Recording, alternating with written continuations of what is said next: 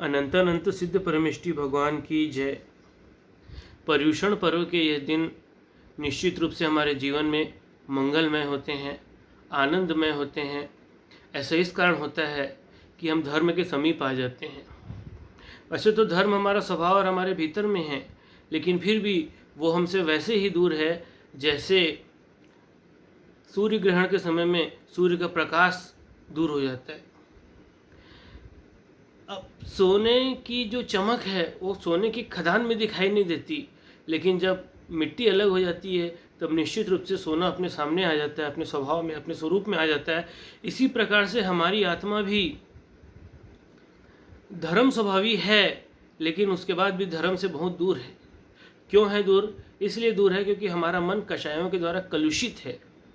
क्रोध, मान, माया, लोभ, ये चार कसाय चार सांपों के जैसे हमेशा डसते रहते हैं।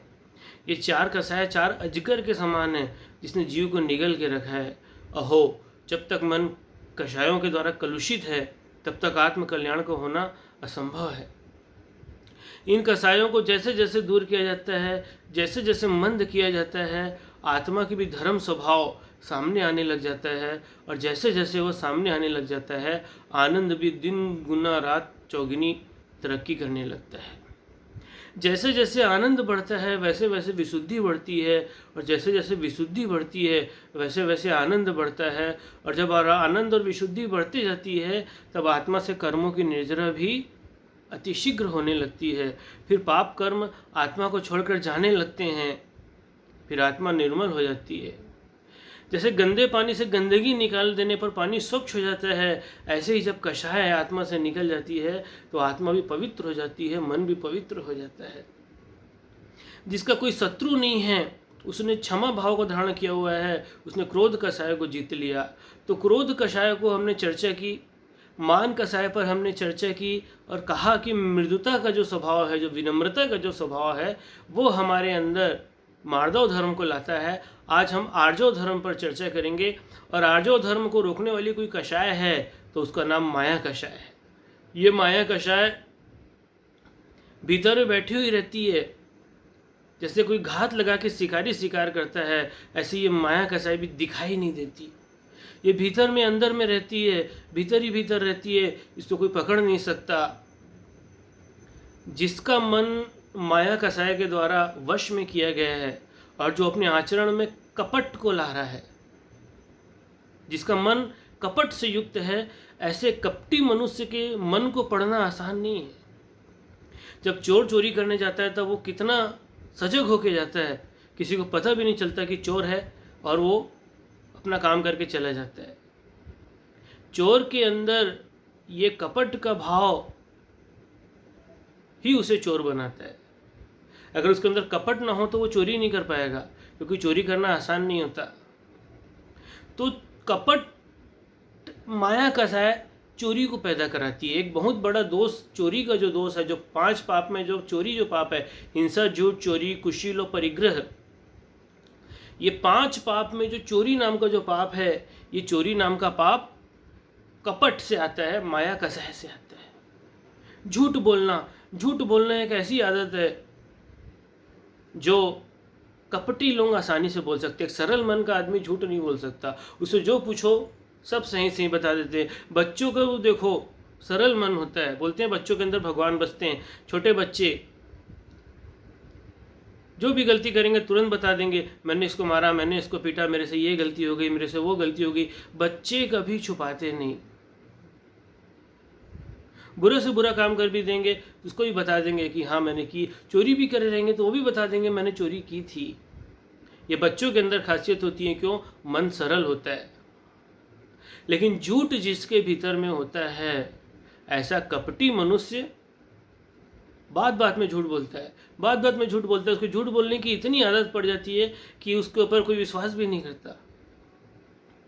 लेकिन जो सत्यवादी होता है वो सरल होता है, और जो सरल होता है, सत्यवादी होता है, उस पर सब विश्वास करते हैं। इसलिए करते हैं क्योंकि उसकी सरलता उसके चेहरे में दिखती है। कपटी मनुष्य का चेहरा कपट से युक्त होता है, और सरल मन वाले व्यक्ति का चेहरा भी इस सरलता से युक्त होता है। ये उसकी पहचान है। माया कषाय एक सांप के समान है। जो मनुष्य को डसते रहती है, वास्तव में इस माया के पीछे छुपा कौन है? इस माया के पीछे लोभ है। लोभ, लालच के कारण ही व्यक्ति चोरी करता है, झूठ बोलता है। उससे किसी न किसी व्यक्ति की, किसी न किसी वस्तु की उसे आवश्यकता होती है और उस वस्तु की इच्छा पूरी करने के लिए वो झूठ बोलता है। इसलिए ये माया कषाय को जीतना होगा। और जब तक इस माया को, कपट को अपने अंदर से नहीं निकालेंगे, ऋजुता नहीं आ सकती, सरलता नहीं आ सकती। और जब तक सरलता नहीं आएगी, मोक्ष भी नहीं मिल सकता। क्योंकि जो सांप के समान तिरछे चलते हैं वो कभी भी सही कार्य नहीं कर सकते, लेकिन जो सीधे चलते हैं उनको मंजिल जरूर मिलती है, क्योंकि सरलता सीधेपन का नाम है। लेकिन जरूरी नहीं है हर सीधी दिखने वाली वस्तु अच्छी हो। बाण दिखने में सीधा होता है, लेकिन जब प्रहार करता है तो प्राण ले लेता है। इसलिए आकृति से किसी व्यक्ति की पहचान नहीं हो सकती, बल्कि पहचान उसके काम से होती है। इसलिए माया कषाय आर्जव धर्म का नाश करने वाली है, आर्जव धर्म को रोकने वाली है। इस माया कषाय के कारण जीव ने न जाने कहाँ कहाँ कैसे कैसे परिभ्रमण किए हैं। माया त्रैयोग्यो नस्य, शास्त्रों में लिखा है, तत्वार्थ सूत्र में लिखा है कि मायाचारी से तिर्यंच गति की प्राप्ति होती है। अहो, इतने सारे जो पशु पक्षी जानवर जो दिख रहे हैं, हिरण, गाय, भैंस, ये सब जीव मायाचारी का परिणाम है। अर्थात इनके अंदर माया कषाय की बहुलता थी, कपट इनके अंदर बहुल था, माया इनके अंदर बहुल थी। इसलिए ये मरणोपरांत तिर्यंच गति में चले गए, पशु गति में चले गए। और इसलिए बोलते हैं कि पशुओं में मायाचारी भी स्वभाव से होती है। बिल्ली, शेर, चीते, जितने भी हिंसक जानवर जो शिकार करते हैं, सब मायाचारी करते हैं। गायों के अंदर स्वभाव से मायाचारी देखी जा सकती है। गौशाला में कभी जाके देखो, चारा खाते हैं तो गाय अपने सामने वाले अपने भोजन, अपने चारे को छोड़ करके बाजू वाले गाय के चारे में अपना मुंह डालती है। देखो कैसी मायाचारी।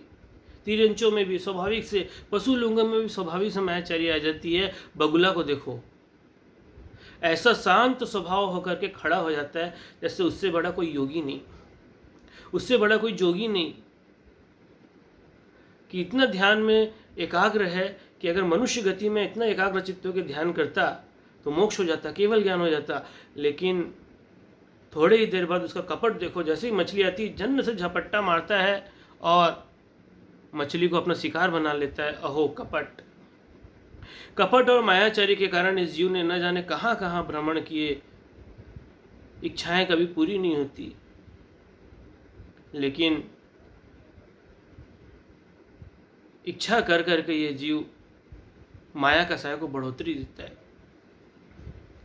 इसलिए सरल जीवन जियो, भले थोड़ी संपदा हो, भले संपत्ति थोड़ी हो, लेकिन जिनके जीवन में सरलता होती है वे एक अच्छा जीवन जीते हैं, खुश जीवन जीते हैं। लेकिन संपदा बढ़ाने के चक्कर में छल कपट, झूठ, चोरी कभी भी कल्याण नहीं कर सकती, संसार में भटकाएगी।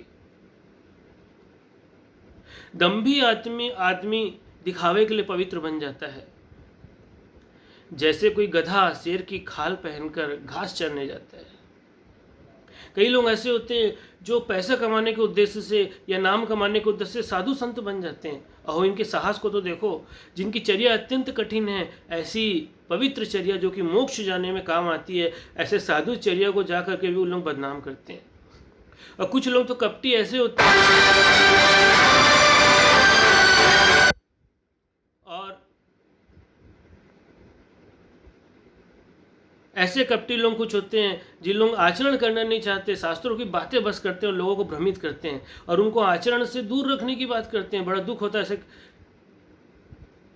एकांत पथी लोगों को देख करके, जिन्होंने जैन धर्म के टुकड़े कर दिए, जैन धर्म को भी टुकड़े कर दिए और कहते हैं कि पंचम काल में साधु नहीं होते। ऐसे दुष्ट लोग अपनी चर्या तो खुद पाल नहीं सकते, उनके अंदर तो चारित्र धारण करने की हिम्मत उनके अंदर नहीं है, लेकिन दूसरे पवित्र साधुओं को बदनाम करते हुए फिरते हैं। ऐसे लोगों को प्रवचन देने से किसी का भला नहीं हो सकता, भले वो लोग अमेरिका में ही क्यों ना रहते हो। इससे किसका कल्याण हो जाएगा?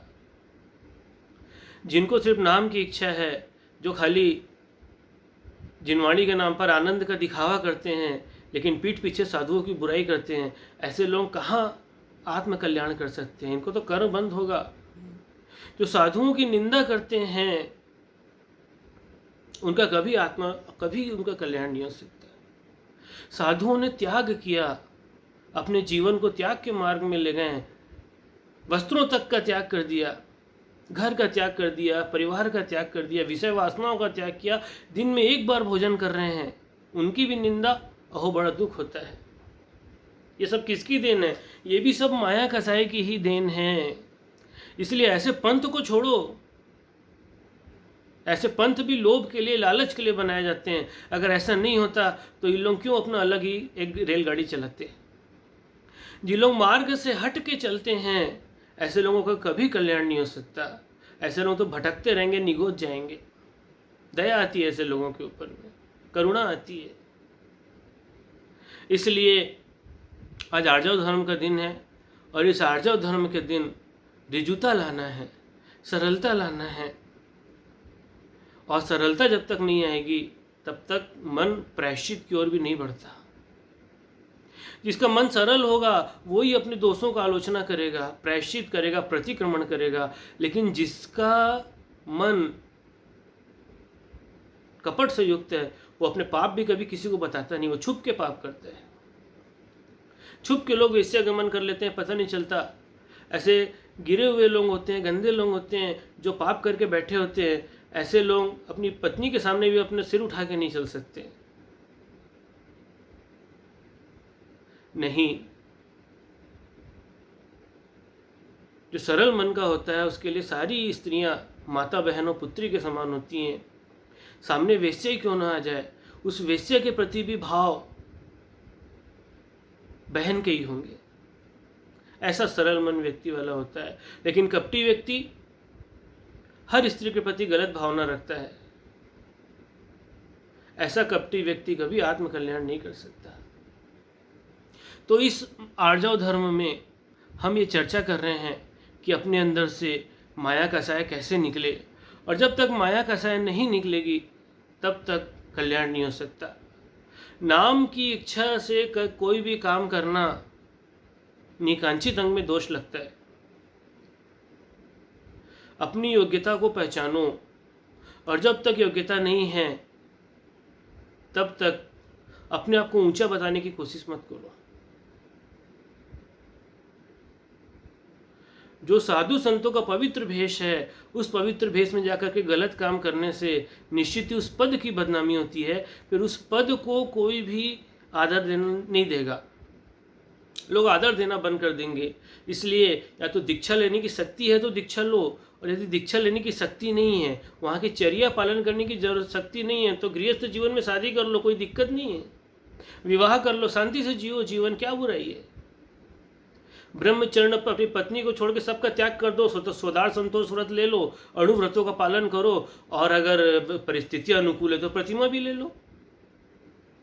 निश्चित रूप से श्रावक 16वें स्वर्ग तक जन्म ले सकता है, फिर साधु बनने की कोई जरूरत नहीं है। लेकिन साधु उसी को बनना चाहिए जो वहां पर जा करके निर्दोष चर्या का पालन कर सके, ताकि जो एकांतवादी पथ वाले लोग हैं उनको कोई बोलने का मौका मत मिले, क्योंकि वो लोग ढूंढते रहते हैं कि कैसे ये लोग कोई गलती करें और हम इनको बदनाम करें।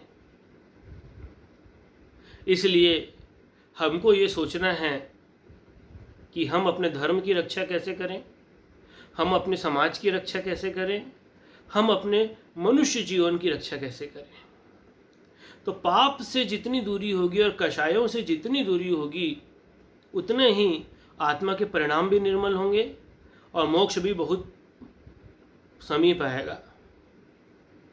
तो हमको आज ये विचार करना है कि हम अपने मन को सरल बनाएंगे, और हमने आज तक जीवन में जितने भी पाप किए हैं वो सब हम प्रायश्चित ले लेंगे और उन पापों से मुक्त हो जाएंगे, और आगे हम कभी वैसा पाप नहीं करेंगे। ये भावना जब मन में रहेगी तब फिर कितने ही पापी आदमी हो वो भी मोक्ष चला जाएगा। क्योंकि अंजन चोर ने सारे 7 व्यसन किए थे, और 7 व्यसन करने के बाद उसको जब सम्यक ज्ञान हुआ, सम्यक दर्शन हुआ, जब अपनी गलती का एहसास हुआ, तो सारे के सारे पापों का त्याग करके और जो पुराने पाप थे सबका प्रायश्चित ले लिया और उसी भाव से दीक्षा लेकर के उनको मोक्ष हुआ है। तो संसार में ऐसा कोई पाप नहीं है जो प्रायश्चित लेने से नष्ट नहीं होता। सजा पा करके अपराधी उस पाप से मुक्त हो जाता है, लेकिन हिम्मत अपनी गलती स्वीकार करने की होना चाहिए। जो अपनी गलती स्वीकार कर लेता है उसको फिर पाप दोबारा नहीं छूता, लेकिन जो गलती अपने अंदर में छुपा के रखता है उसको शल्य के समान, वो कांटे के समान चुभता रहता है। तो माया को शल्य भी कहा है क्योंकि वो चुभते रहती है। जो भी गलत काम करे रहते हैं और अपने अंदर में छुपे हुए रहते हैं, वो गलत काम कभी भी मन को शांति से रहने नहीं दे सकते। मन में खटकते रहेंगे, वो अपने अंदर में मन ही मन दुखी होता रहेगा। इसलिए पाप को पाप समझें और अपने बच्चों को ये शिक्षा दें कि गलत चीज़ों से दूर रहना है। अच्छी शिक्षाएं बच्चों को दें, उनको झूठ बोलने की आदत न डालें, उनको बोलने की सिखाएं कि सच बोलो, उनको ये ना बोलें कि चोरी करो। अगर वो कभी चोरी करके आते हैं तो उनको तुरंत डांटो। अगर स्कूल गए किसी की पेन भी चुरा के आ गए, किसी का रबड़ चुरा के आ गए, किसी का टिफिन चुरा के आ गए, तो उनको डांटो नहीं, ये गलत काम है, ऐसा नहीं करते। बच्चे हैं, उनको जैसा संस्कार डालोगे वैसा वो डलेंगे। तो मायाचारी के कारण किस किस की दुर्गति हुई, इसकी कथाएं आगम में बहुत हैं। कई ऐसे महाराज जी थे जिनके मन में कपट था और उनको दीक्षा लेने को अच्छी साधना होने के बाद भी मन में कपट होने के कारण उनकी दुर्गति हो गई।